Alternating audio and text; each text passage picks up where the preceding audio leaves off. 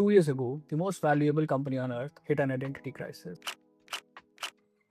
For the first time in a decade, Apple, the company that defined smartphone, was being left behind in the biggest technological shifts of our life: artificial intelligence. Question now, in the age of AI, is can Apple hold its dominance or will it go to someone else? The critics were loud, the stock was shaky. It looked like iPhone era was finally ending. But here's where the things get interesting. While everyone was distracted by the race for smartest AI model, Apple was quietly working on its strengths.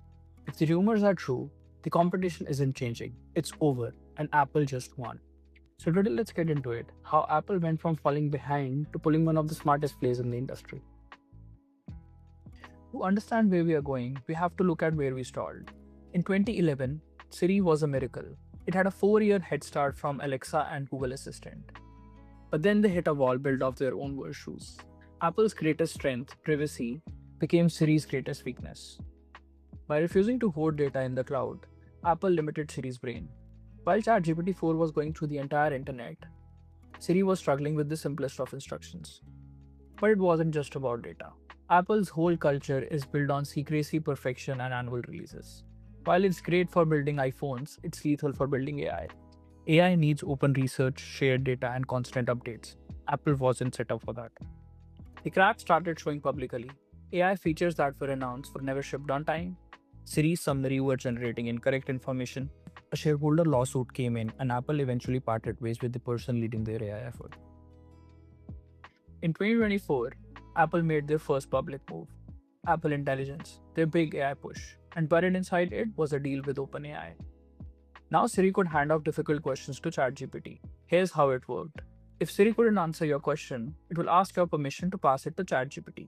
You get the real answer, OpenAI got the distribution, and Apple maintained its relationship. Smart, right? But it was abandoned on broken arm. Apple was outsourcing its brain, and the whole tech world knew about it. But then came a deal that nobody saw coming. Apple struck a multi-year agreement with Google to use Gemini as an actual engine for Siri.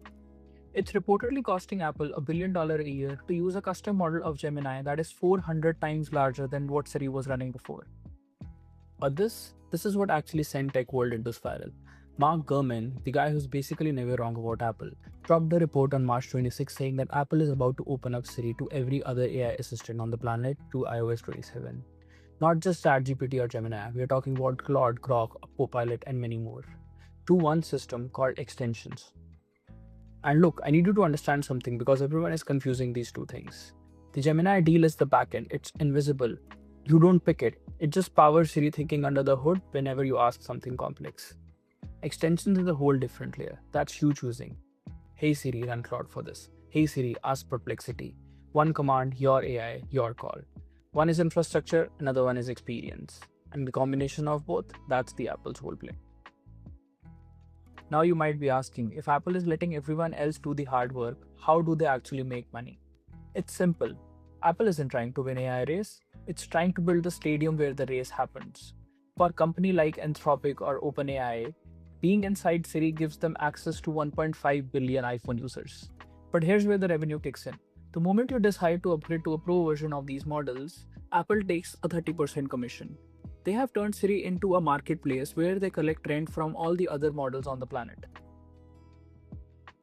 The real money, it's not in subscriptions, it is in the hardware engine. See, to run these advanced features like extensions, you need a lot of local processing power.